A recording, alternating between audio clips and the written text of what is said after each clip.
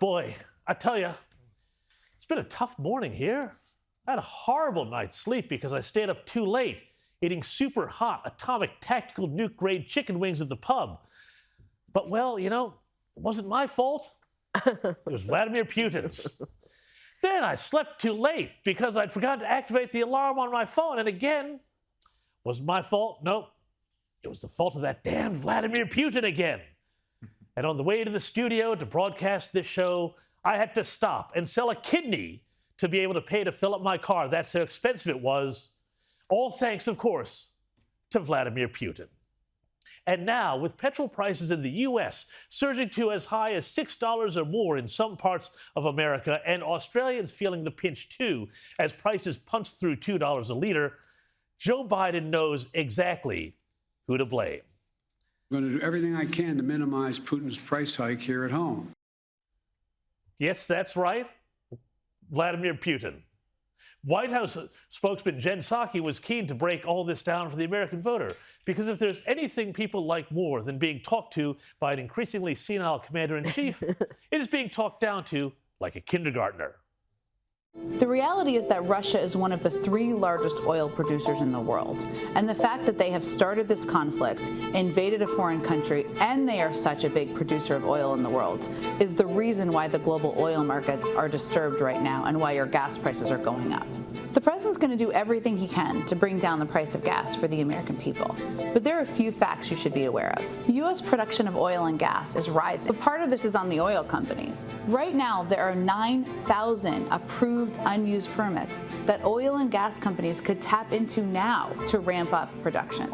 So what the president is doing is ensuring we're taking steps here to get more oil out into the global marketplace. It's a point that Biden himself was again keen to make this week. It's simply not true that my administration or policies are holding back domestic energy production. That's simply not true. Sorry, what? Let's hear that again. It's simply not true that my administration or policies are holding back domestic energy production. That's simply not true. Yeah, pull the other one, Mr. President. It plays jingle bells. The fact is that this president campaigned on the promise of running down oil production.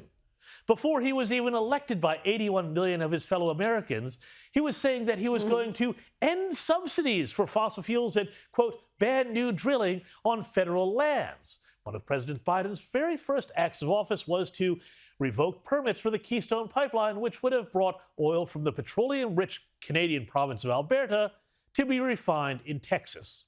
And it's not true for Biden or his handlers to claim that they have been doing everything they can to expand drilling when just 2 weeks ago they paused new oil and gas leases. Before the current world crisis, it was an article of faith that this was a good idea, a good thing. And so-called experts, where would we be without experts, were claiming that America had enough oil under production to meet domestic needs. Of course, because these people are morons, and sorry, there is no other word for it, they don't get that cutting production of an exchangeable commodity causes prices to rise everywhere, including at home.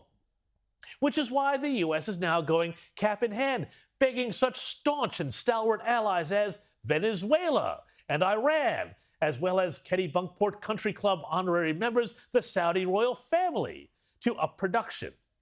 How's that fight for freedom going, Mr. President? Not particularly well, it would seem. Because the fact of the matter is that signals matter. Joe Biden's entire presidency has been obsessed with finishing the job Barack Obama started, and which Donald Trump put a blissful 4-year halt to, of destroying America's energy independence. If Joe Biden or whomever is running the show at 1600 Pennsylvania Avenue really wanted to help Americans and hurt Vladimir Putin, a man who, let's be frank, represents a far greater existential threat to the world than climate change, then he would make a serious move to restart oil production, unplug the roadblocks to the Keystone Pipeline, and stop begging Russian allied dictatorships to give him the oil he has now banned coming in from Russia. Of course he won't, because for the Biden administration, higher prices are all part of the plan. Just listen to Vice President Kamala Harris talking about the push for electric vehicles, which an EPA official this week said were, quote, really pressing the accelerator down, unquote, on getting on with now that they've got higher gas prices.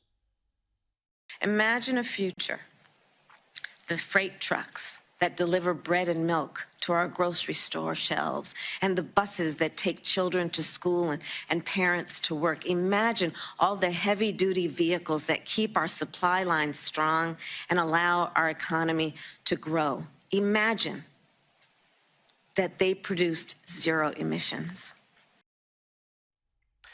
Oh, yeah. We don't have to imagine it. We're living it, all right.